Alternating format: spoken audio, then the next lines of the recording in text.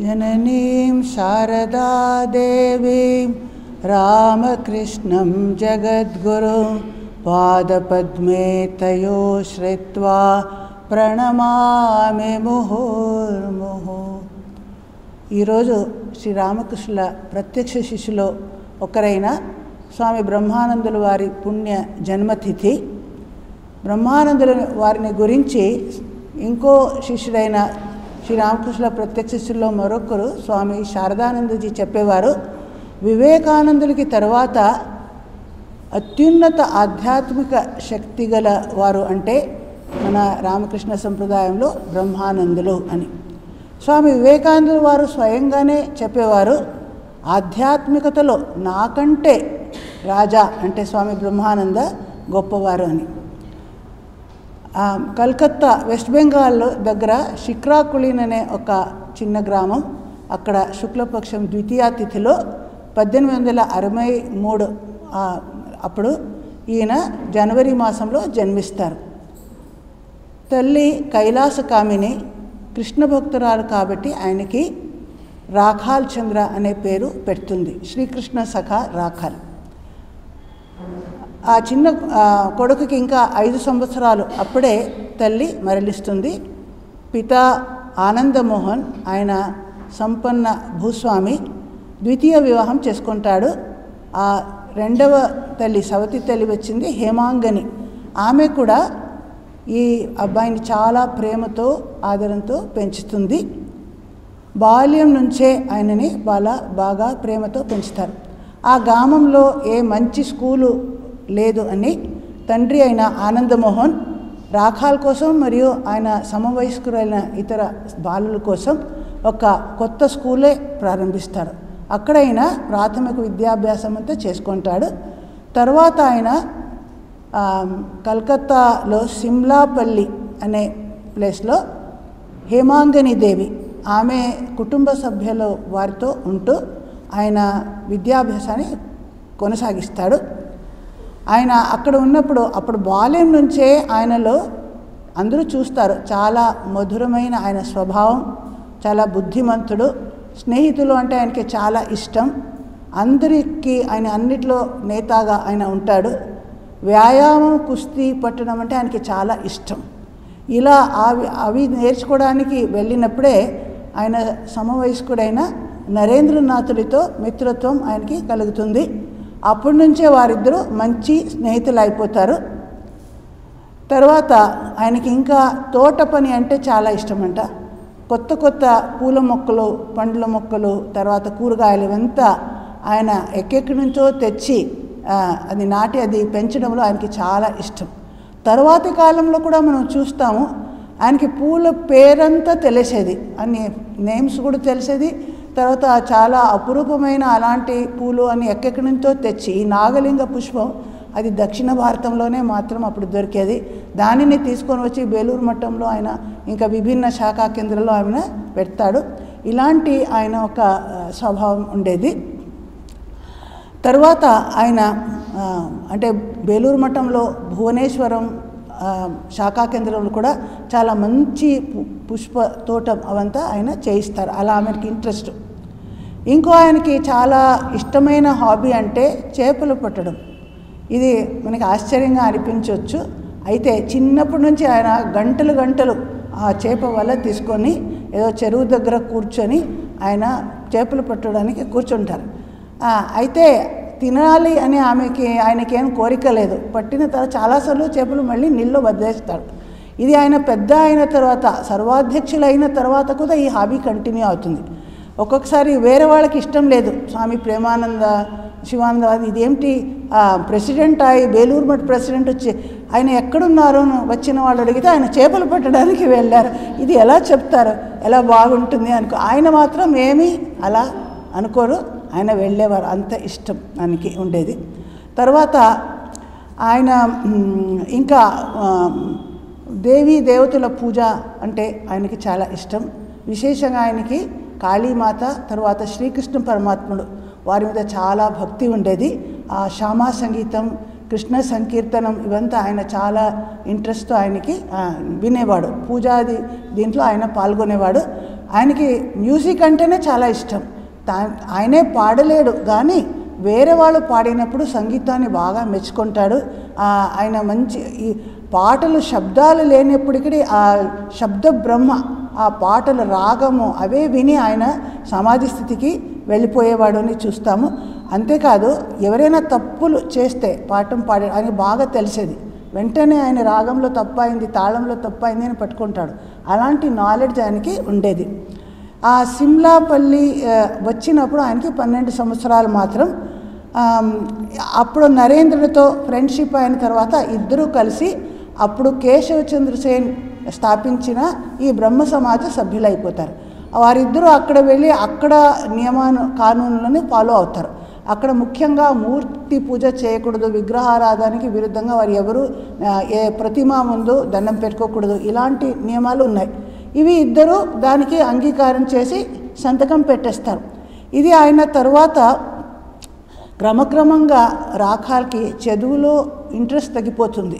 ఈ పూజ వేరే పాటలు వేరే కుస్తీ ఇది అన్నిట్లో ఇంట్రెస్ట్. అది చూసి ఆనందమోహన్ తండ్రికి చాలా కొంచెం ఆందోళన చెందుతాడు.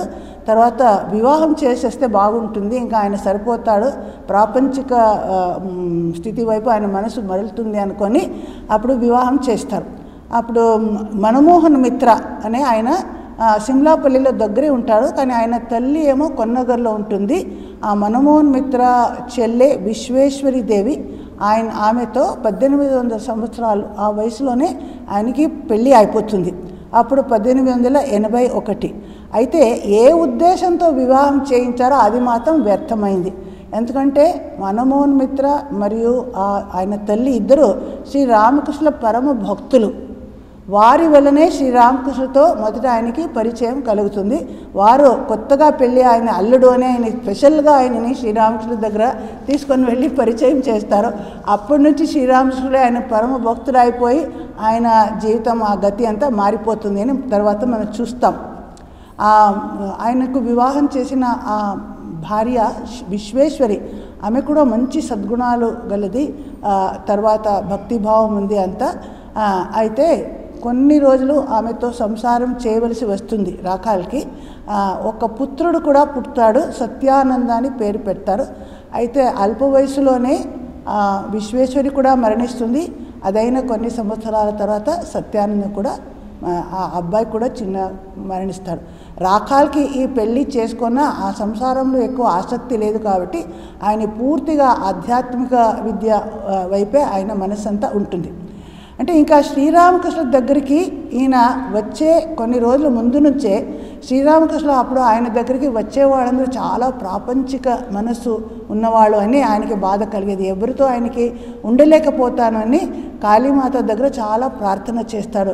ఆధ్యాత్మిక ప్రవృత్తి ఉన్న ఎవరైనా బాలుని నా దగ్గరికి పంపించి వారి సహవాసంలో నేను ఉంటాను, నేను ఉండలేకపోతున్నాను అని ప్రార్థన చేస్తూ ఉంటారు. ఆ సమయంలో ఒకరోజు కాళీమాత ఆయనకి దర్శనమిచ్చి ఒక చిన్న శిశువుని ఆయన ఒడిలో ఉంచి ఈ అబ్బాయి నీ సుతుడు అని చెప్తే ఆయన ఆశ్చర్యపోతాడు.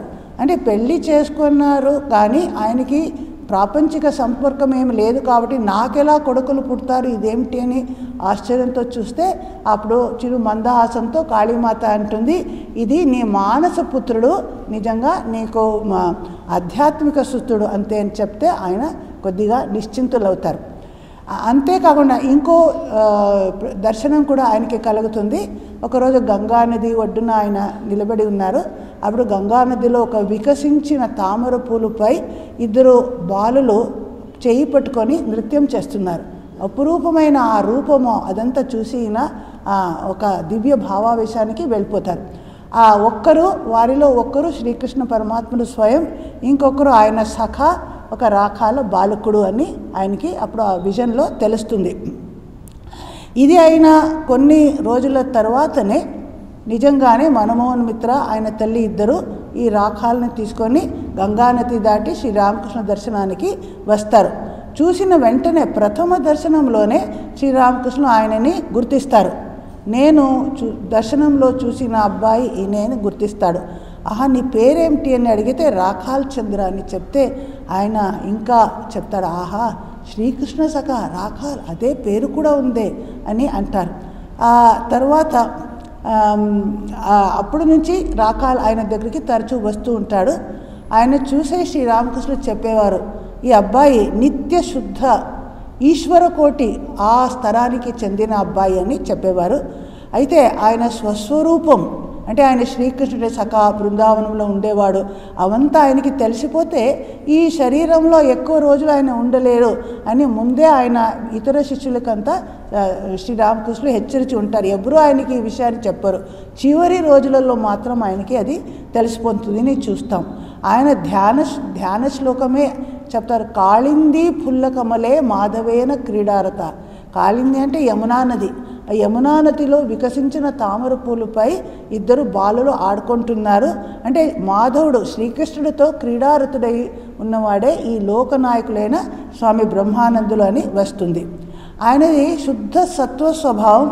అంతేకాదు అది ఆయన శ్రీకృష్ణుడికి ఎలా రాకాల సఖ ఆయన నిత్య సంగిగా ఉండేవాడో ఈయన కూడా శ్రీరామకృష్ణుడికి ఈ నవావతారంలో ఆయన సంగిగా ఆయన వస్తాడు.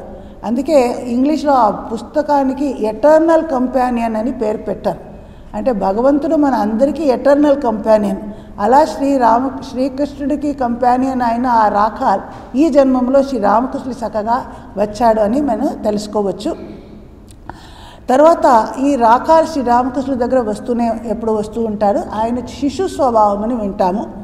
యశోదకు శ్రీకృష్ణుడికి ఎలా ఒక పుత్ర వాత్సల్యం ఉంటుందో అలాంటి రిలేషన్ వీరిద్దరి మధ్య ఉంటుంది. ఆశ్చర్యం అవుతుంది. 18 సంవత్సరాల యువకుడు రాకాల్ అయినా శ్రీరామకృష్ణుడి దగ్గర వస్తే ఒక చిన్న శిశువులాగే ఆయన ఒడిలో దూకేస్తాడు, ఆయన ఆలింగనం చేసుకుంటాడు, ఆటలలో మగ్నంగా ఉంటాడు. శ్రీరామకృష్ణుడు కూడా ఆయనని తమ భుజాల మీద పట్టుకొని తిరుగుతూ ఉంటారు. ఒక శిశువుని తల్లి ఎలా చేస్తుందో అలాంటి బిహేవియర్ ఉండేది అని చూస్తాము. అంతేకాదు ఆయన చెప్పేవారు శ్రీరామకృష్ణులు, రాకాల్ దోషాన్ని ఎంచవద్దు, ఆయన నోరు విప్పితే ఇప్పుడు పాలు బయటకు వస్తుంది, అంటే ఇంకా శిశు స్వభావం ఆయనలో ఇంకా ఉన్నది అని చెప్తారు. శారదాదేవి దివ్యజనని ఆమె కూడా రాకాల్ చంద్రుని తమ పుత్రవాత్సల్యంతోనే చూసేవారు. చాలా రోజుల తర్వాత వింటాము, ఒకసారి బెనారస్లో ఇక్కడ ఒక సాధు బండారా ఇస్తారు, అందరికీ భోజనాలు పెట్టి తర్వాత వస్త్రాదులు ప్రదానిస్తే అప్పుడు శారదాదేవి అందరికీ కాటన్ ధూతీలు ఇస్తే ఈయనకి మాత్రం సిల్క్ ధూతి ఇస్తారు. ఎవరో అడుగుతారు, ఇదేమిటి రాకాల్ ఏమి ప్రత్యేకత ఏమిటి అంటే కొడుకు కదా అంటారు. ఆమె దివ్యజనని, జగత్తులో ఉన్నవారు అందరూ ఆమె సంతానమే, ఇంకా సాధువులందరూ ఆమె పుత్రులే కదా. అయినా శ్రీరామకృష్ణుల మానస పుత్ర అంటే ఆమెకు ఒక విశేషమైన ఒక ప్రత్యేకమైన ఆ ప్రేమ ఉంది అని మనము ఇక్కడ చూడవచ్చు. అంతేకాదు శ్రీరామకృష్ణులకు ఈయనకు చాలా పోలిక ఉండేది అని చెప్తారు. ఆయన వెనుక నుంచి చూస్తే ఆయన నడిచే తీరు, ఆయన మాట్లాడే తీరు, ముహుర్ముహు ఆయన సమాధిస్తులైపోవడము, ఆ భావావస్థలు, ఆయన శిశు స్వభావం, ఇవంతా చాలా విషయాల్లో శ్రీరామకృష్ణులతో ఆయనకి పోలిక ఉండేది. అందుకే మానసపుత్రుడు పితాపుత్రుడి మధ్య కొద్దిగా పోలిక ఉండేటట్లు అందరూ అనుకునేవారు. ఇంకా శ్రీరామకృష్ణులకు ఆయనకు ఉన్న రిలేషన్ చాలా అద్భుతంగానే ఉన్నది అని చెప్పొచ్చు. ఒకరోజు శ్రీరామకృష్ణులు ఆయన నాకు తాంబూలం తయారు చేసి ఇవ్వమని అడుగుతారు. ఈయన నాకు అది చేయడం తెలియదు, నేను చేయలేను అని చెప్తారు. అంటే శ్రీరామకృష్ణుల దగ్గర ఎంత ఆయన ఫ్రీగా ఉంటాడు అంటే ఆయనకి వేరే శిష్యులందరూ గురువులు చెప్పారని ఆయన చెప్పినంత అలా ఒబీడియంట్గా ఫాలో అవ్వాలి. లాటు మహారాజు కోపం వస్తుంది, గురుదేవులు చెప్తున్నారు నువ్వు చేయనంటున్నావు, అదేంటి, నువ్వు వెంటనే చేసి పెట్టు అని తిడతాడు. ఈయన మాత్రం నేను చేయను, నాకు తెలియదు, నేను చేయలేదు, ఎప్పుడు చేయను అని గట్టిగా చెప్తాడు. కానీ శ్రీరామకృష్ణులు ఏమాత్రం కోపించుకోరు. ఆయనకి రాకాల్ స్వభావం బాగా తెలుసు, తనతో అంత ఫ్రీగా ఉన్నాడు, అంత సొంత కొడుకులాగే ఉన్నాడు కాబట్టి ఆయన అలా చెప్తున్నాడు అనుకొని ఆయన ఏమాత్రం ఆయనతో కోపాన్ని చూపించరు అని చూస్తాం. తర్వాత ఇంకో రోజు రాకాల్ చిన్న అబ్బాయి అక్కడ దేవాలయం నుంచి ప్రసాదం వెన్న వచ్చింది, అక్కడ ఎవరికి అడగకుండా తినేస్తాడు. అప్పుడు శ్రీరామకృష్ణుడు తర్వాత తెలిసి ఆయనకి బాగా తిడతారు, ఇదేమిటి నీకు ఇలాంటి ఒక లోభం ఎందుకు, నీ మనసును నిగ్రహించుకోవాలి, ఇది సరికాదు అని చెప్తే తన తప్పుని అర్థం చేసుకొని తర్వాత ఒప్పుకుంటాడు. మరొక రోజు రాక నాకు చాలా ఆకలి వేసింది అని శ్రీరామకృష్ణుడి దగ్గర చెప్తే ఆయన వెంటనే గంగానది ఒడ్డున వెళ్ళి గట్టిగా, ఓ గౌరదాసి ఎక్కడున్నావు, నువ్వు వెంటనే రా, నా రాకాలకు ఆకలి వేసింది అని కేక వేస్తారు. కొంతసేపు అయ్యాక నిజంగానే ఆ గౌరదాసి బలరాం బోస్తో నౌకలో వస్తారు. వారు ఎన్నో రసగుల్లాలు తీపి పదార్థాలన్నీ తీసుకొని వచ్చారు. అది చూసి శ్రీరామకృష్ణులు, రాఖాల్ రా రా, నీకు కావలసిన మంచి తిండిలన్నీ వచ్చాయి అని చెప్తారు. అప్పుడు రాఖాల్కి మాత్రం చాలా కోపం వస్తుంది.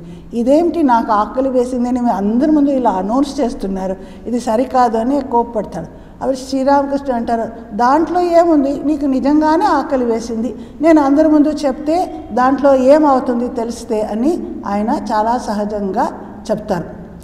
ఈ రాఖాల్ శ్రీరామకృష్ణ దగ్గర వచ్చి 5-6 నెలలు అయిన తరువాత నరేంద్రనాథ్ శ్రీరామకృష్ణ దగ్గర రావడం జరిగింది. మొదటి నుంచి వారిద్దరూ స్నేహితులు అని చెప్పాము. అయితే ఇద్దరి స్వభావం మాత్రం సంపూర్ణ తేడా ఉండేది. అంటే నరేంద్రనాథ్ స్వభావం జాజ్వల్యమానమైన సూర్య ప్రకాశంలాగే ఉంటే, ఈయనేమో చాలా చల్లని చంద్రుడిలాగే ఉండేవాడు. అంతా కూల్ హెడెడ్గా, కామ్ మైండ్గా ఉంటారు. ఇద్దరి స్వభావం చాలా వేరేగానే ఉంటుంది. ఇలా రాఖాల్ వస్తాడు. అయితే మొదటి నుంచే ఇద్దరు బ్రహ్మ సమాజ సభ్యులయ్యారు కదా. అప్పుడు వారు ప్రతిజ్ఞ చేశారు, మేము విగ్రహాల ముందు మేము ప్రణామం చేయము అని. ఇప్పుడు నరేంద్రనాథ్ వచ్చి చూస్తాడు, ఆయనకి చాలా కోపం వస్తుంది. ఈయన స్వభావం మారిపోయిందే ఏమిటి, కాళీమాత దగ్గర వెళ్ళి దండం పెట్టుకుంటున్నాడు, ధ్యానం చేస్తున్నాడు, పూజ చేస్తున్నాడు, ఇది ప్రతిజ్ఞా భంగం చేస్తున్నామని ఆయనతో వెళ్ళి బాగా మందలిస్తాడు. ఆయన దగ్గర వెళ్ళి, ఇప్పుడు రాఖాల్ది చాలా మృదు స్వభావం, ఈయనతో తర్కం చేయడానికి ఆయనకి సాహసం లేదు. అందుకే ఆయన అవాయిడ్ చేసుకొని దూరంగా సంకోచంతో ఉండసాగాడు. అప్పుడు శ్రీరామకృష్ణులు దీన్ని గమనిస్తారు. ఆయన నరేంద్రనాథ్ని పిలిచి చెప్తారు, చూడు, అందరూ మొదటి నుంచే నిరాకార నిర్గుణ పరబ్రహ్మ ఆరాధన చేయగలరా? ఇప్పుడు రాకాల్కి భక్తి జాగృతమైంది, దేవదేవీలు అంటే భక్తి ఆయనలో ఎక్కువగా అయింది. ఆయన ఇది దారి అదే, ఆయన పథం అదే, సాకార సగుణ బ్రహ్మ ఆరాధనే ఆయన స్వభావం. నువ్వు ఆయనకి ఏం చెప్పవద్దు, ఆయన తన సహజరీత్యా ఆయన ఆ పథంలో వెళ్ళాలి అని ఆయన సరిదిద్దుతారు. తర్వాత ఇంకా నరేంద్రనాథ్ ఏమి చెప్పకుండా ఊరుకుంటాడు. ఇంకో రోజు రాఖాల్ను శ్రీరామకృష్ణులు పిలిచి, నాకు కాళ్ళు కొద్ది ఒత్తుతావా, మెసేజ్ చెయ్యి అని అడుగుతారు. అంటే ఈయన గొప్ప సంపన్న కుటుంబంలో జన్మించాడు, ఇలాంటి పనులు ఎప్పుడూ చేయలేదు, అందుకే ఆయన వెనకాడతాడు, నాకు అది రాదు, నేను చెయ్యను అని అంటాడు. అయితే శ్రీరామకృష్ణులు గట్టిగా చెప్తారు, నువ్వు సాధువులకి సత్సాంగత్యం ఇవంతా చాలా నీకు ముఖ్యం, సాధన అంశం అది, నువ్వు ఇదా చేస్తే నీకు మంచిదే జరుగుతుందే, చేసి చూడు అని చెప్తే అప్పుడు తర్వాత ఒప్పుకొని రాఖాల్ ఆయనకి పాదాలు ఒత్తుతాడు. అప్పుడు ఆయనకి అద్భుతమైన ఒక దర్శనం కలుగుతుంది. 7-8 ఏళ్ళు ఉండొచ్చు అలాంటి వయసున్న ఆ కాళీమాత ఒక చిన్న బాలికా రూపంలో శ్రీరామకృష్ణుల మంచం చుట్టూ ప్రదక్షిణ చేస్తూ ఆయనలో ప్రవేశించి అంతర్ధానం అయిపోతుంది. అప్పుడు శ్రీరామకృష్ణుడు అంటారు, చూసావా, నువ్వు సత్సాంగత్యం వలన వెంటనే ఎలా ఫలితం లభిస్తుంది అని చెప్తారు. తర్వాత ఇంకో రోజు రాఖాల్ శ్రీరామకృష్ణుల కాళ్ళకు నూనె రాస్తూ ఉన్నారు. ఆయన అప్పుడు, నాకు ఆధ్యాత్మిక అనుభవాలు ఎక్కువగా ఏమీ కలగలేదు, మీరు మాకు కృప చేయాలి అని చాలా అప్పుడు ఆయన ప్రాధేయపడి అడుగుతూ ఉంటాడు. శ్రీరామకృష్ణులు దాన్ని ఏమాత్రం పట్టించుకోకుండా కొంచెం కోపంతో మాట్లాడతారు. అప్పుడు ఆయనకి చాలా షాక్ అయిపోతుంది. ఆయన వెంటనే ఆ నూనె ఉన్న ఆ బాటిల్ని అక్కడే విసిరి వేసి అక్కడి నుంచి పరిగెత్తుకొని ఆ రూమ్ నుంచి వెళ్ళిపోతాడు. నేను ఎప్పుడు ఇంకా ఇక్కడ రాను మీ దగ్గరికి అంటే, రామకృష్ణుడి దగ్గర అలా కోపాన్ని కూడా ఆయన చూపించగలడు. అంతా ఆయనకి అంతరంగ నికట సంబంధం ఉంది వారిలో. సో ఆయన అలా వెళ్ళిపోతూ ఉంటే కొంత దూరం గేట్ దగ్గర వరకు మాత్రమే వెళ్ళగలిగాడు. అక్కడ ఎవరో ఆయన కట్టివేసినట్లు అట్లా కదలకుండా అక్కడ నిలిచిపోతాడు. తర్వాత శ్రీరామకృష్ణులు రామ్లాల్ ఆయనని పంపించి ఆయన మళ్ళీ రప్పిస్తారు. తర్వాత చెప్తారు, చూసావా, నీ చుట్టూ ఒక గీత గీశాను, నువ్వు దాన్ని దాటి వెళ్ళలేవు, నాకు తెలుసు అని చెప్తారు. ఇంకా రాఖాల్ ఇంకా ఏమి చెప్పకుండా సైలెంట్ అయిపోతాడు. ఇంకా తరచూ నాకు ధ్యానం చేయలేకపోతున్నాను, నాకేమి అనుభవాలు కలగలేదు అని శ్రీరామకృష్ణుల దగ్గర ఆయన కంప్లైంట్ చేస్తూ ఉంటాడు. ఒక్కరోజు శ్రీరామకృష్ణులు ఆయన వెంట పెట్టుకొని కాళీ మందిరానికి వెళ్తారు. ఆయన గర్భగుడి ప్రవేశిస్తారు. ఈ రాఖాలేమో ఆ ముందు ఉన్న నాట్య మందిరంలో కూర్చొని ధ్యానం చేయమన్నారు. అప్పుడు ఆయనకి ఒక అద్భుతమైన దర్శనం కలుగుతుంది. గర్భగుడి నుంచి ఆ జ్యోతి అలలుగా తన వైపు వస్తున్నట్లు ఆయనకి కలుగుతుంది. అది చూసి ఆయనకి చాలా భయం వేసి వెంటనే అక్కడి నుంచి పరుగులు తీసి శ్రీరామకృష్ణుల గదికి వెళ్ళిపోతారు. కొంతసేపు అయ్యాక శ్రీరామకృష్ణులు గర్భగుడి నుంచి తిరిగి తమ గదికి వస్తారు. అప్పుడు అడుగుతారు, నువ్వే కదా దర్శనాలు కావాలి అని ఎప్పుడు నాకు అడుగుతూ ఉంటావు, ఇప్పుడు దర్శనాలు నీకు వచ్చినప్పుడు నువ్వు దానిని అనుభవించకుండా ఎందుకు నువ్వు వెళ్ళిపోయావు భయంతో అని వారు చెప్తారు. ఇలా శ్రీరామకృష్ణ దగ్గర ఈయన ఎప్పుడూ వస్తూ ఉంటాడు. అప్పుడు ఆయన తండ్రి అయిన ఆనందమోహన్ ఆయనకి చాలా ఆయన చింతితులు అయిపోతారు. ఏమిటి ఈయన చదువులో మనసు లేదు, ఎప్పుడు రామకృష్ణ దగ్గర వెళ్తున్నారు అని. ఒకసారి ఇంటికి వచ్చినప్పుడు ఆయన ఒక గదిలో ఆయన పెట్టి లాక్ చేసేస్తారు. అయితే ఈయన బయట వెళ్ళడానికి ఒక అవకాశాన్ని వెతుకుతూ ఉన్నారు. ఆయన తండ్రి ఎక్కడో అన్ని మనసులో ఏదో వేరే పనిలో ఉన్నప్పుడు ఎలాగో ఆ డోర్ ఓపెన్ చేయించి ఆయన వెళ్ళిపోతారు, శ్రీరామకృష్ణ దగ్గరికి వెళ్ళిపోతారు. తర్వాత ఆనందమోహన్కి ఇది తెలిసినా ఆయన అప్పుడు ఏం చేయలేకపోయాడు. ఎందుకంటే ఆయన అప్పుడు ఏదో ఒక కోర్ట్ కేసులో చాలా బిజీగా ఉంటాడు, అందువలన వెళ్ళలేకపోయాడు. ఆ కోర్ట్ కేసులో అది చాలా ప్రాబ్లమేటిక్గా ఉంది. ఆయన ఖచ్చితంగా ఆయన ఓడిపోతాడని అనుకున్నాడు, కానీ అనుకోకుండా ఆయనకి దాంట్లో విజయం లభించింది. అప్పుడు ఆయన అనుకున్నాడు, నా కొడుకు శ్రీరామకృష్ణ లాంటి గొప్ప సాధు సంఘం చేశారు కాబట్టి ఇలాంటి కేసులో నాకు విజయం లభించిందేమో అని ఆయనకి అనిపిస్తుంది. సరే శ్రీరామకృష్ణుని నా కొడుకుని చూసి వద్దామని మళ్ళా దక్షిణేశ్వరం వైపు వస్తారు. తండ్రి దూరం నుంచి వస్తున్నారని చూసే రాఖాల్ భయంతో వణికిపోతాడు. వెంటనే అక్కడి నుంచి ఎక్కడైనా పలాయనం చేయాలి అని చూస్తాడు. అప్పుడు శ్రీరామకృష్ణుడు, నువ్వు ఎందుకు ఇలా చేస్తున్నావు, నువ్వు ఆయన ముందు వెళ్ళి ఆయనకి ప్రణామం చేసి ఆయనకి మర్యాదతో ఆయన తీసుకొని రా, నేను ఆయనతో సంభాషణ చేస్తాను అని చెప్తారు. అప్పుడు అలాగే అని రాఖాల్ వెళ్ళి తండ్రిని తీసుకొని వస్తే ఆ ఆనందమోహన్ ముందు శ్రీరామకృష్ణులు రాఖాల్ని చాలా ప్రశంసిస్తారు. ఆయనలో ఎన్ని సద్గుణాలు ఉన్నాయి, ఎంత మంచి బాలుడు అని చెప్పి, తండ్రిలో సద్గుణాలు ఉంటే కదా కొడుకుకి వస్తాయి, మీలో అలాంటి మంచి క్వాలిటీస్ ఉన్నాయని మీ కొడుకు ఇంత మంచిగా తయారయ్యాడు అని వారిని కొంచెం ప్రశంసిస్తే ఆయనకి ఇంకా బాగా ఆనందమైంది. తర్వాత శ్రీరామకృష్ణులు, ఈ అబ్బాయి ఇక్కడ ఉంటే మీకు ఏమైనా ప్రాబ్లమా, ఇక్కడ ఉండొచ్చా అంటే, పర్వాలేదు మీ దగ్గరే ఉండనివ్వండి, అప్పుడప్పుడు ఇంటికి పంపిస్తే చాలు అని అంటాడు. సరే ఇంకా ఆ ప్రాబ్లం సాల్వ్ అయిపోయింది. రాఖాల్ శ్రీరామకృష్ణ దగ్గర ఎక్కువగా ఉండడం మొదలు పెడతాడు. ఇంకా ఆయన ఆనందమోహన్ చూస్తాడు, శ్రీరామకృష్ణ చుట్టూ ఉన్న వాళ్ళలో చాలామంది ప్రభావశాలి అయిన ఇన్ఫ్లుయెన్షియల్ పర్సన్స్, అక్కడ జడ్జెస్ వీరు ఎవరెవరు ఉన్నారు. ఆయన అనుకోని ఇటువంటి ప్లేస్లో నా కొడుకు ఉంటే భవిష్యత్తులో ఆయన బాగా సెటిల్ అయిపోతాడు, నాకు కూడా బిజినెస్ అంతా బాగా కుదురుతుంది అనుకొని ఆయన ఏమీ అబ్జెక్షన్ చేయడు, శ్రీరామకృష్ణ దగ్గర ఉండని ఇస్తారు. శ్రీరామకృష్ణులు వేరే వివేకానంద మొదటి వాళ్ళు అందరికీ చెప్తారు, ఒక్కొక్కసారి ఈ రాఖాల్కి రాజు స్వభావం ఉంది, ఆయన కావాలనుకుంటే ఒక రాజ్యాన్నే పాలించగలడు అని చెప్తారు. అది విని నరేంద్రనాథ్, ఇప్పటి నుంచి మేము రాఖాల్ని మన రాజా అని పిలుద్దాం అని అందరికీ చెప్తాడు. అప్పటి నుంచి తర్వాత కూడా ఆయన సర్వాధ్యక్షులైనప్పుడు తర్వాతి కాలంలో కూడా ఆయన రాజా మహారాజ్ లేదా మహారాజ్ అని అందరూ ఆయనని పిలిచేవారు అని చూస్తాం. ఇదైనా కొంతకాలం తర్వాత శ్రీరామకృష్ణుడికి క్యాన్సర్ వ్యాధికి ఆయన అస్వస్థులైపోతారు. కాశీపూర్ ఉద్యానవనానికి ఆయనని తరలిస్తారు. అక్కడ బ్రహ్మానందులు, వివేకానంద, మధ్య అందరూ ఆయనకి సేవ చేస్తూ ఉంటారు. అక్కడ ఉన్నప్పుడే ఒక్కసారి ఆయన పెద్ద గోపాల్ ఇచ్చిన 12 కాషాయ వస్త్రాల్లో ఈయనకి కూడా ఒక కాషాయ వస్త్రం ఇచ్చి భవిష్యత్తులో ఆయన సన్యాసి అవుతాడు అనే మున్సూచన అక్కడే జరుగుతుంది. శ్రీరామకృష్ణ మహాసమాధి అనంతరం వీరు ఆలం బజార్ మట్టంలో ఉన్నప్పుడు అందరూ సన్యాసం స్వీకరించి అప్పుడు ఈయనకి బ్రహ్మానంద అనే పేరుని వారు స్వీకరిస్తారు. శ్రీరామకృష్ణ మహాసమాధి అనంతరం ఈ యువ శిష్యులందరూ విభిన్న దిక్కులకి వెళ్ళిపోతారు. తీర్థదర్శనం చేయడానికి, తపస్య చేయడానికి. అప్పుడు ఈయన కూడా రాకాలచంద్ర కూడా అంటే బ్రహ్మానంద అప్పుడు ఆయన కూడా వెళ్ళిపోతాడు, ఇటు అటు వెళ్ళిపోతూ ఉంటాడు. కొంతకాలం సుబోధానంద స్వామితో ఆయన తపస్సు చేస్తాడు. ఇంకొంతకాలం తురియానంద స్వామితో ఉన్నప్పుడు తురియానంద స్వామి వారే భిక్షాటన చేసి అంత ఆహారాన్ని అందించేవారు. ఒక్కొక్కసారి మంచి ఆహారం ఏమి దొరకక ఎండిపోయిన ఆ చపాతీలు దొరుకుతాయి. అప్పుడు అయ్యో శ్రీరామకృష్ణ ప్రియ మానసపుత్రుడికి ఇలాంటి ఆహారం నేను పెడుతున్నానే ఆయనకి చాలా దుఃఖం కలుగుతుంది.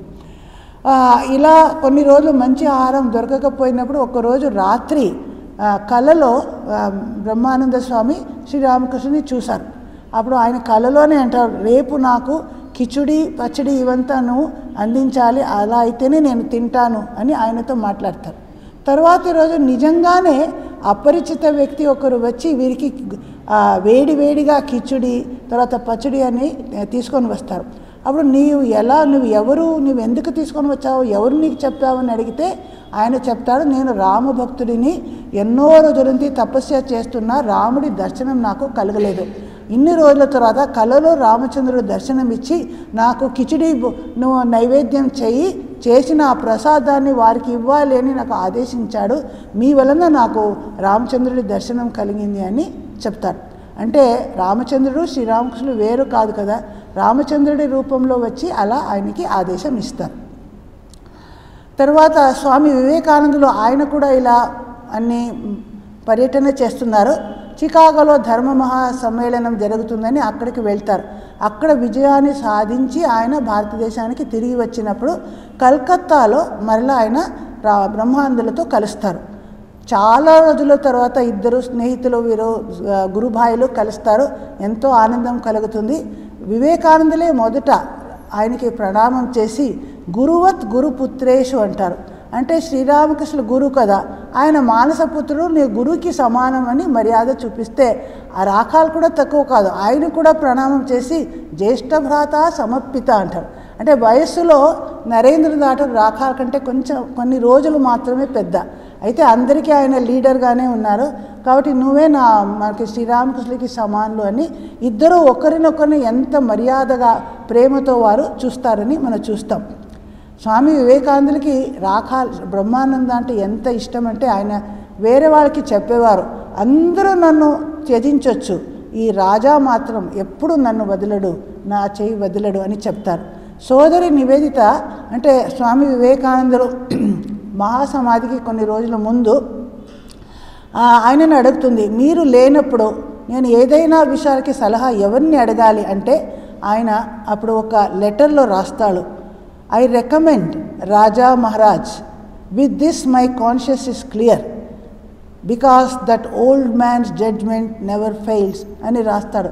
అంటే నేను లేనప్పుడు ఎటువంటి సమస్యలు వచ్చినా నువ్వు రాజా మహారాజ్ దగ్గర నువ్వు సలహా తీసుకో, నాకు నిశ్చింతంగా ఉంటుంది.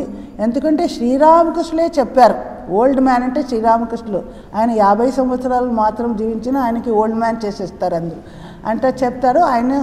ఆయన చెప్పాడు, రాజా మహారాజ్ నిర్ణయాలు అంటే ఎప్పుడు కరెక్ట్గానే ఉంటాయి, ఆయన చెప్పినట్లే నువ్వు చేయాలి అని చెప్తారు. ఈయన సర్వాధ్యక్షులు అయిపోతారు. ఆ తరువాత కూడా ఈయన వేరే వాళ్ళలాగే నియమ కానూనాలు అంత చేయకుండా ప్రేమతో అందరినీ ఆయన పాలించేవాడు, చూసుకునేవాడు. అందరూ సదస్సులు అందరూ చాలా ప్రేమతో చూసుకుంటారు. ఒకసారి ధీరానందే అనే ఇంకో సాధు ఆయన బ్రహ్మానందులకి చెప్తారు, నూతన బ్రహ్మచారులకి కొన్ని నియమ కానూన్లు మనం చేయాలి, వారు ఫాలో అవ్వాలి. అప్పుడు రాజా మహారాజ్ అంటారు, స్వామీజీ అన్ని నియమాలు చేసి అది డిక్టేట్ చేసి పోయారు, ఆయన చాలా ఉచ్చ ఆధ్యాత్మిక స్థరం నుంచి దాన్ని చేశారు, బహుజన హితాయ బహుజన సుఖాయ చేసి వెళ్ళారు, ఇంకా కొత్త రూల్స్ ఏమీ అవసరం లేదు, ఇప్పుడు కావలసినది ఏమంటే ప్రేమ, అందరికీ సేవ చేయడం, ఇదే కావాలి, రూల్స్ అవసరం లేదు అని చెప్తారు. అభేదానంద స్వామీజీ కూడా చెప్పేవారు, స్వామి బ్రహ్మానందులో కొట్టొచ్చినట్లు కనపడే గుణమే ప్రేమ అని చెప్పేవారు. ఇంకా ఈయన సంఘాన్ని రామకృష్ణ ఆశ్రమాన్ని బేలూరు అన్నీ చాలా బాగా నిర్వహణ చేస్తూ ఉంటారు. అప్పుడు ప్రేమానంది మేనేజర్గా ఉన్నారు. అందరికీ చాలా ఉదారంగా ప్రసాదాలు పెట్టడము అన్నీ ఉదారంగానే ఇచ్చేస్తూ ఉండేవారు. అప్పుడు ఒకసారి ఇంత ఖర్చు పెడితే నా ఆశ్రమం ఎలా జరుగుతుంది అని స్వామి బ్రహ్మానందులు ప్రేమానందుల మీద కొద్దిగా మందలిస్తారు. అప్పుడు ప్రేమానందులకి చాలా మనసు అప్సెట్ అయిపోయి నేను సంఘాన్ని వదిలి అలా అయితే వెళ్ళిపోతాను అని గేట్ దగ్గర వెళ్ళిపోతారు. అక్కడ శ్రీరామకృష్ణులు నిలబడి ఉన్నారు. ఆయన వెళ్ళకుండా ఆయనని వాపసు తిరిగి పంపిస్తారు. అంటే ఈ సంఘం నుంచి నువ్వు వెళ్ళకూడదు అని ఆయనకి ఆదేశం.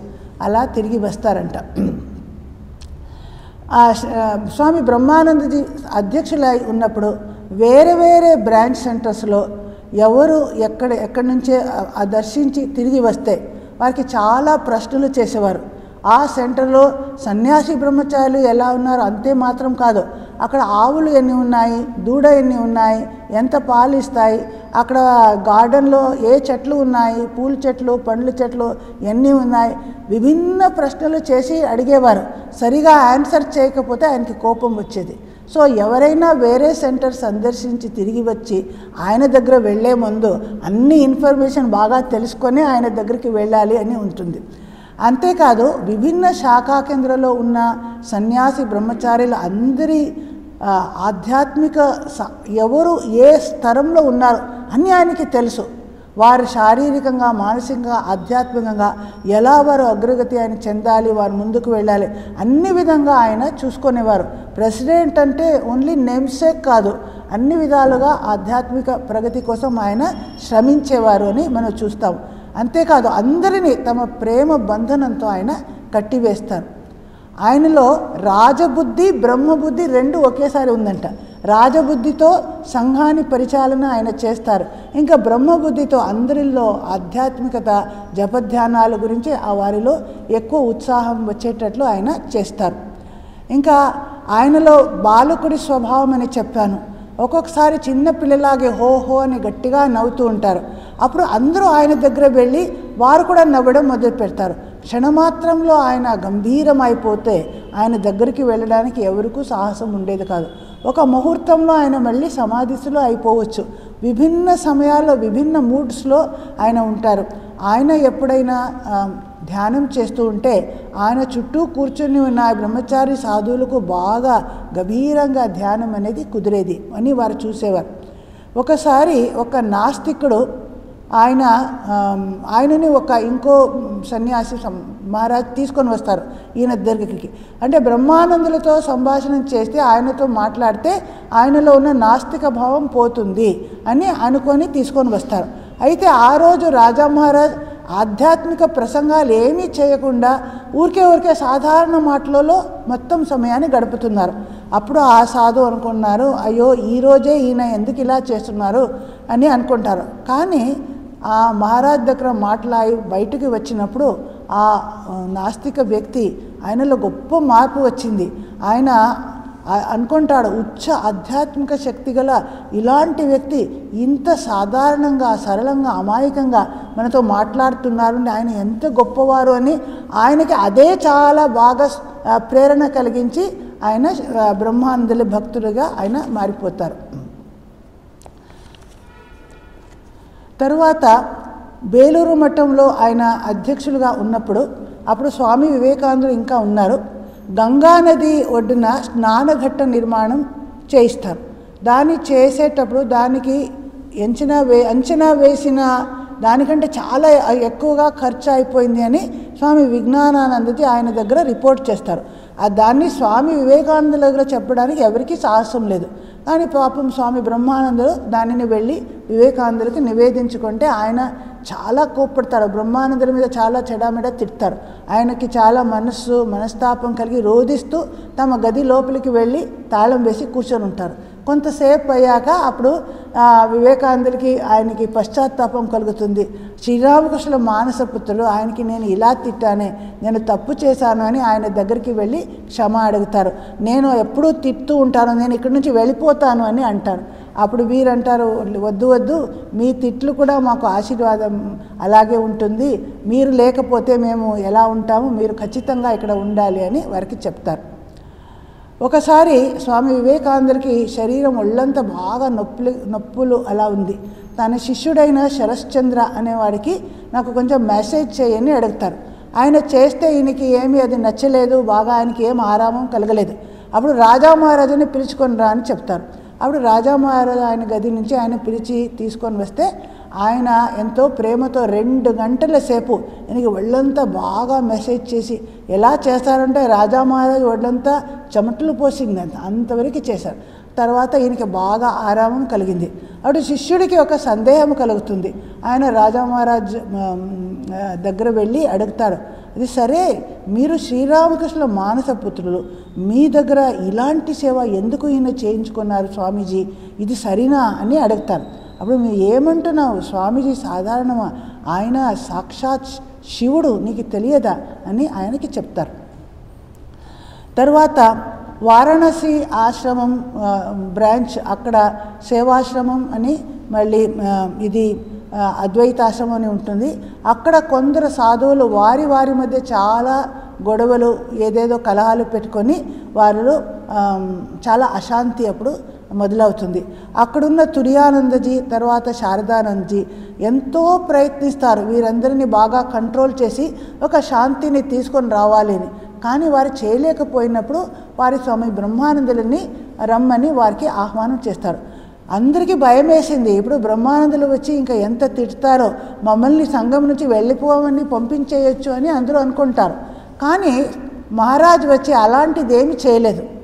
ఎవరిని ఎక్కడ ప్రాబ్లము, ఎవరికి ఏమైంది గొడవ, ఎందుకు, ఏమి ప్రశ్నలు కూడా అడగలేదు. అందరినీ పిలిపించి బాగా జపధ్యానాలు ఎక్కువగా జపధ్యానాలు చేయమని ప్రోత్సాహం చేస్తారు. ఇంకా నామ సంకీర్తనము, పాటలు, భజనాదులు అంతా పెంచుతారు. అప్పుడు అందరి మనసు ఈ చిన్న కలహాలు గొడవల నుంచి పైకి చాలా ఉన్నత స్థానానికి వెళ్ళిపోయి అదంతా మర్చిపోయి అందరూ ఆధ్యాత్మిక పరంగా ఉంటారు. అప్పుడు ఆయన ఒక్కసారి కూడా ఎవరిని అడగలేదు. కొంతమందికి సన్యాస దీక్ష కూడా ఇచ్చేస్తారు. ఇలా జరిగినప్పుడు ఆ కలహాలు చేసిన వాళ్ళు ఒక్కరు వాళ్ళు లీడర్, నేత, ఆ స్వామీజీకి ఎంత ఆధ్యాత్మిక ప్రేరణ కలిగిందంటే ఆయన నేను తపస్య చేస్తాను అని హిమాలయానికి వెళ్ళిపోతారు. ఇక్కడ గొడవలంతా వదిలేసి వెళ్ళిపోతారు. ఇవంతా చూసి శారదానందజీ అంటారు, నిజంగా నువ్వు సన్యాసి కాకుండా మహారాజు అయి ఉండాలి. అంటే మేమందరం ఎంత ప్రయత్నించినా చేయలేకపోయాము, దండించకుండా నువ్వు ఎలా ఇలాంటి శాంతిని అడగకుండా, దండించకుండా, ఏమీ చేయకుండా అందరిలో ఒక గొప్ప శాంతిని నువ్వు తీసుకొని వచ్చావే అని వారు పొగుడతారు. తర్వాత ఈయన ప్రెసిడెంట్గా ఉన్నప్పుడు ఈయన మనసు ఎలాంటి ఉన్నత స్థరంలో ఉండేదంటే, అప్పుడు సపోజ్ అప్పుడు ట్రస్టీస్ మీటింగ్ జరుగుతుంది అనుకోండి, ఆయనకి పిలిస్తే అక్కడ వెళ్ళడానికి కూడా ఆయన అయిష్టంగా ఉంటారు. కొన్నిసార్లు వెళ్తారు, కొన్నిసార్లు వెళ్ళరు. అప్పుడు వేరే స్వామీజీని అడుగుతారు, మీరు ఎందుకు ఇలా చేస్తున్నారు అంటే ఆయన అంటారు, నాకు ఈ జగత్తంతా ఒక షాడో లాగే, మిథ్యలాగే కనిపిస్తుంది, నాకు దేంట్లో కూడా అంటే అప్పుడప్పుడు అలా స్టేజ్లో ఆయన మనసు బ్రహ్మజ్ఞాన స్థితిలో ఉంటుంది. తర్వాత అఫీషియల్ పేపర్స్లో సంతకం పెట్టండి అని ఇస్తే ఆయన చాలా ఆలస్యం చేసేవారు. అప్పుడు శుద్ధానందజీ ఒకసారి అడుగుతారు, వెంటనే సంతకం చేసి ఇవ్వచ్చు కదా అంటే అప్పుడు ఆయన నేనేం చేయను, సంతకం పెట్టడానికి వెళ్ళి నా పేరే జ్ఞాపకం రాలేదు, పేరు మర్చిపోయాను, అందుకే సంతకం పెట్టలేకపోయాను. అంటే ఆయన మనసు ఎటువంటి స్థితిలో ఉంది అంటే ఈ నామరూపాదులకు అతీతంగా ఉన్నారు కాబట్టి సంతకం పెట్టడానికి పేరు కూడా ఆయనకి జ్ఞాపకం రాలేదు అని చూస్తాం.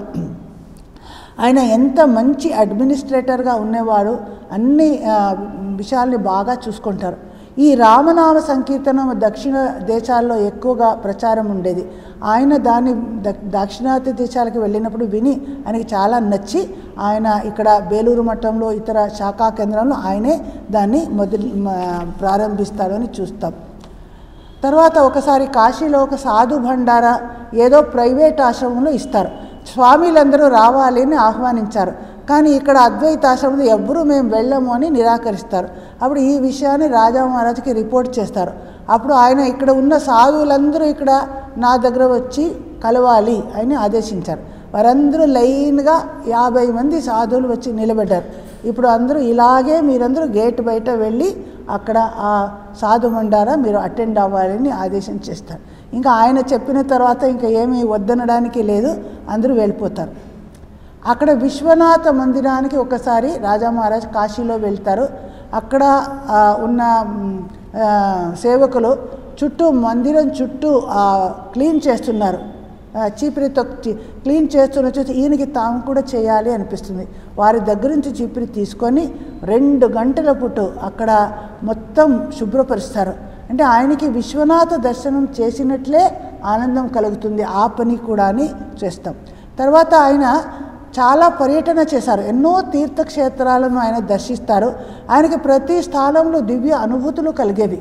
ఆయన దక్షిణ దేశంలో వెళ్ళినప్పుడు ఆయన మధురలో మీనాక్షి మందిరానికి వెళ్ళినప్పుడు మీనాక్షిదేవి స్వయం ఆయనకి మందహాసంతో ఆయన ముందు వచ్చి దర్శనం ఇస్తుంది. అలాగే కన్యాకుమారి వెళ్తారు, అక్కడ కూడా కన్యాకుమారి దేవి దర్శనం ఆయనకి కలుగుతుంది. ఇలా ఎక్కడ వెళ్ళినా ఆయన ఒక దివ్య ఆనంద ఆయన సృష్టించేవాడు. ఆయన చుట్టూ అలాంటి అట్మాస్ఫియర్ ఉంటుంది అని చూస్తాం.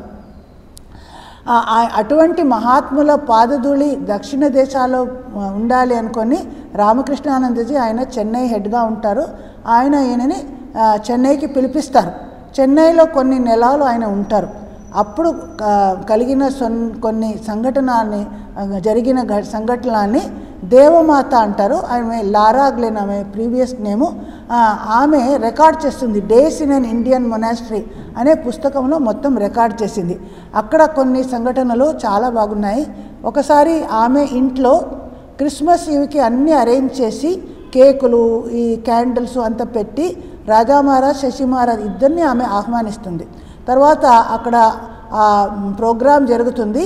దేవమాత బైబిల్ చదువుతూ ఉన్నప్పుడు ఆ రాజా మహారాజ్ దివ్య ఒక పారవశ్య స్థితికి వెళ్ళిపోతారు. దాని నుంచి దిగి వచ్చి తర్వాత చెప్తారు, సిస్టర్ ఈరోజు నాకు క్రీస్తు దర్శనమైంది. నీలి రంగు కోటు వేసుకొని నాకు దర్శనం ఇచ్చారు.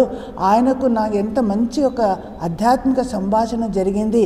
నాకు చాలా అది ఆనందమయ ముహూర్తంగా అనిపించింది అని తర్వాత చెప్తారు. అలాగే ఇంకోసారి ఆయన శాలువ వేసుకున్న శాలువాలో కొన్ని రంధ్రాలు అయిపోయాయి. దాన్ని దేవమాతకి ఇచ్చి ఇది రిపేర్ చేసి ఇవ్వమని ఇస్తారు. ఆమె చాలా జాగ్రత్తగా రిపేర్ చేసి ఇస్తే ఆయన చాలా సంతోషంతో ప్రశంసిస్తారు. మళ్ళీ ఆ ఇన్స్పైర్ టాక్స్, సహస్ర దీపోద్యానంలో స్వామీజీ చెప్పిన మాటలో ఇన్స్పైర్ టాక్స్ అనే కొత్త బుక్ అప్పుడు ప్రింట్ అవుతుంది. దానికి ఇంట్రడక్షన్ రాయమని దేవమాతకు రాజా మహారాజ్ చెప్తారు. ఆమె రాసి ఆయనకి వినిపిస్తుంది. అప్పుడు ఆయన విని ఒక్క మాట చెప్పకుండా వెళ్ళిపోతారు. ఆమె అనుకుంటుంది ఇక్కడ తప్పులు ఉన్నాయేమో, వెళ్ళిపోయారే, మళ్ళీ ఇంకా వేరే విధంగా రాయాలేను అనుకొని కూర్చొని ఉంటుంది. అప్పుడు రాజా మహారాజ్ సేవకుడు వచ్చి ఆ సుగంధ ద్రవ్యమైన బాటిల్ నుంచి ఆమె తల మీద కొంచెం ప్రోక్షణ చేస్తారు. అంటే రాజా మహారాజ్ ఆశీర్వాదం చెప్పుతున్న తీరు నేను చాలా మెచ్చుకున్నాను, బాగా రాసావని చెప్పడానికి అలా సెంట్ ప్రోక్షణ చేసి ఆయన పంపిస్తారు.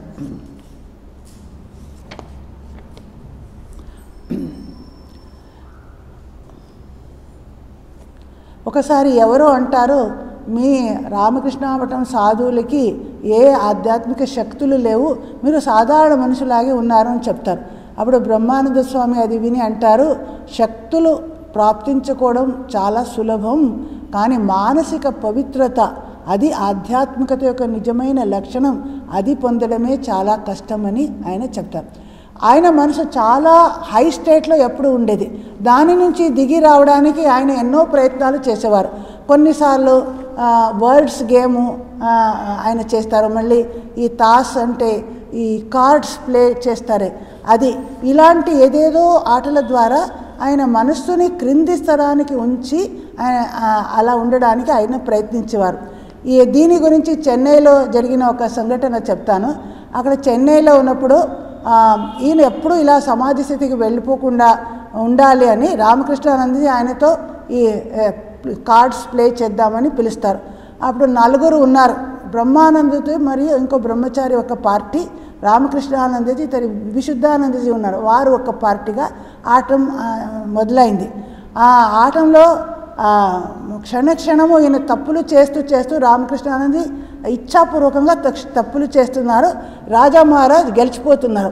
ఒక్కొక్క స్టెప్ గెలిచినప్పుడు ఆయన ఉత్సాహంతో కేక వేస్తున్నారు, చూసావా నువ్వు ఓడిపోయావా అని. విశుద్ధానందజీ మనసుగా దుఃఖమో కష్టమో అభిమానం కలుగుతుంది, ఏం చేయలేకపోతున్నాడు.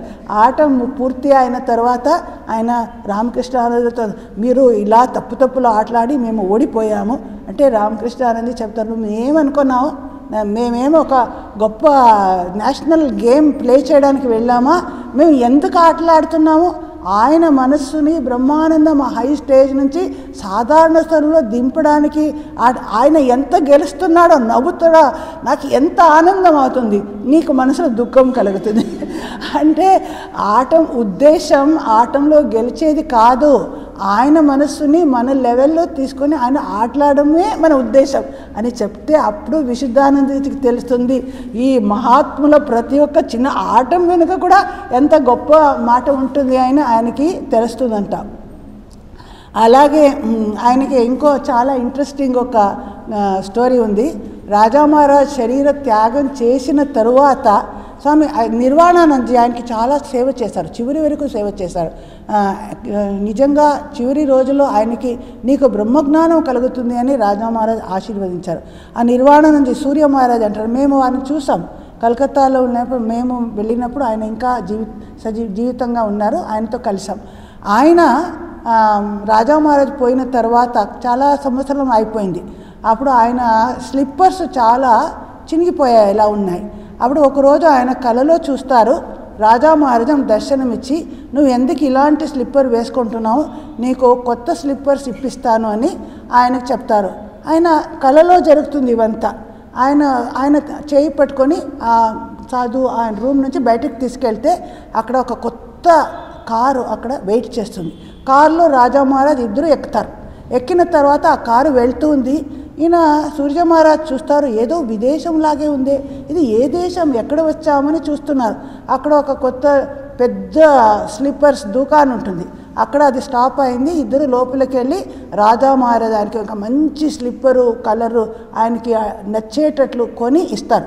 అది తీసుకొని మరలా కారులో వచ్చి కూర్చున్న వెంటనే కార్ స్టార్ట్ అయిపోతుంది. ఇంకా రాజా మహారాజ్ కనిపించరు. కారు ఆయనను బేలూరు మఠ దగ్గర తీసుకొని వచ్చి దింపి అదృశ్యమైంది. అప్పుడు ఆయన కళ బ్రేక్ అవుతుంది. అప్పుడు మరుసటి రోజు ఆయన దగ్గర ఒక సేవకుడు వస్తే చెప్తాడు, తెలుసా నాకు ఇలాంటి కళ నాకు వచ్చింది అంటే, కళలో నీకు స్లిప్పర్ ఇస్తే మీకు ఎలాది దక్కుతుంది అంటే, చూడు రాజా మహారాజ్ ఇచ్చారంటే ఖచ్చితంగా అది నా దగ్గరికి వస్తుంది అంటారు. అప్పుడు తరువాత మరుసటి రోజు ఆ సేవకుడు సూర్య మహారాజ్ రూమ్కి వెళ్తే ఆ షెల్ఫ్ చూపించి ఆ షెల్ఫ్ నుంచి ఆ ప్యాకెట్ తీసుకున్నారు. ప్యాకెట్లో ఆ స్లిప్పర్స్ ఉన్నాయి. ఆశ్చర్యంతో ఎవరు తెచ్చారు అంటే ఆయన చెప్తారు, చూసావా రాజా మహారాజ్ ఎలా పంపించారో అది వచ్చింది.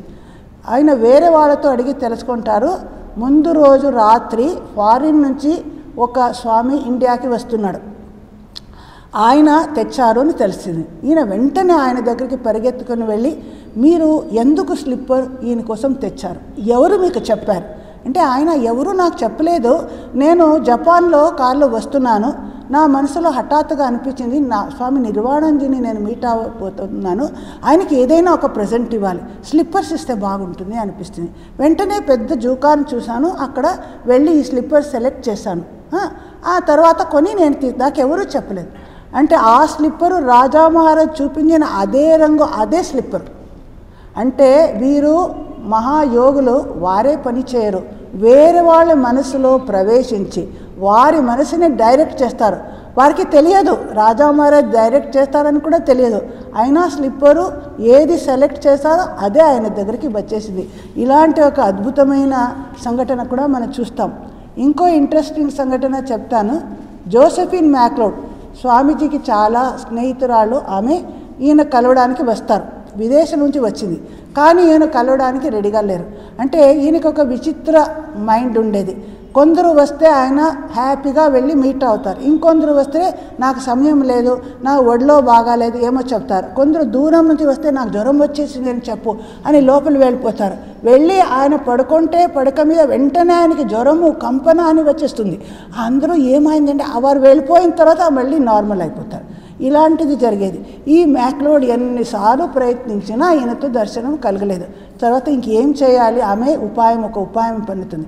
ఆమె చెప్పకుండా ఒకరోజు అలా ఈ ఆకుపచ్చలో అలాంటి డ్రెస్ అంతా వేసుకొని ఈయన గది దగ్గర చెట్టులు ఉన్నాయి, దాని వెనుక అలా కనుమరుగా ఉంటుంది. ఆయన బయట వచ్చి ఈజీ చైర్లో కూర్చొని వెంటనే ఆయన ముందు వెళ్ళి కూర్చుంటుంది. అప్పుడు ఆయన ఏమీ చెప్పకుండా అప్పుడు బాగా పలకరిస్తారు, ఈరోజు నువ్వు ఎలా నన్ను ఎస్కేప్ అవుతావు నేను చూస్తాను, మిస్చివస్ బాయ్, నా నుండి నువ్వు పరిగెత్తుకొని వెళ్ళిపోతున్నావు, ఈరోజు నాకేం బాగానే ఉంది,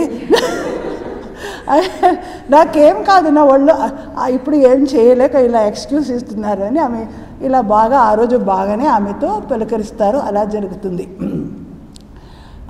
ఇంకా టైం అయిపోతుంది. అశేషానంద ఆయన స్వామి శారదాదేవి దీక్షితులు ఆయన శారదానందజీకి సేవకులా ఉండేవారు. ఆయన ఉద్బోధంలో ఉంటారు. ఆయన బ్రహ్మచర్య దీక్ష పొందే సమయం వస్తుంది. అప్పుడు ఆయన శారదానందజీ ఆయనది బ్రహ్మానందజీ దగ్గర పంపిస్తారు, నువ్వు బ్రహ్మచర్య దీక్ష ఇవ్వమని ప్రార్థన చేయరా. ఆయన వెళ్తే ఈయనకి కొంచెం తమాషా చేయాలనిపిస్తుంది, నాకు 108 రూపాయలు దక్షిణ ఇస్తేనే నేను బ్రహ్మచర్య దీక్ష ఇస్తాను, నా దగ్గర ఒక్క కాసు లేదు, పైస లేదు, నేను ఎక్కడి నుంచి తెస్తాను. ఓ నువ్వు శారదానంద అసిస్టెంట్ కదా, ఆయన దగ్గర చాలా డబ్బు ఉంది, ఉద్బోధన్ మాలికుడు ఆయనకి ఎంత ఉంది, నువ్వు ఆయన దగ్గర నుంచి తీసుకొని రా అంటారు. అప్పుడు ఆయన వచ్చి అడిగితే ఈ ఉద్బోధన్, ఈ హౌసు, ఇక్కడ డబ్బు ఇవంతా నేను కూడా ఆయన సేవకులే, నాది అనేది ఇక్కడ ఏం లేదు అని వెళ్ళి చెప్పు అంటారు. అయినా ఒప్పుకోరు. మళ్ళీ నో ఎంప్టీ వర్డ్స్, డబ్బు కావాలి అప్పుడే బ్రహ్మచర్యం.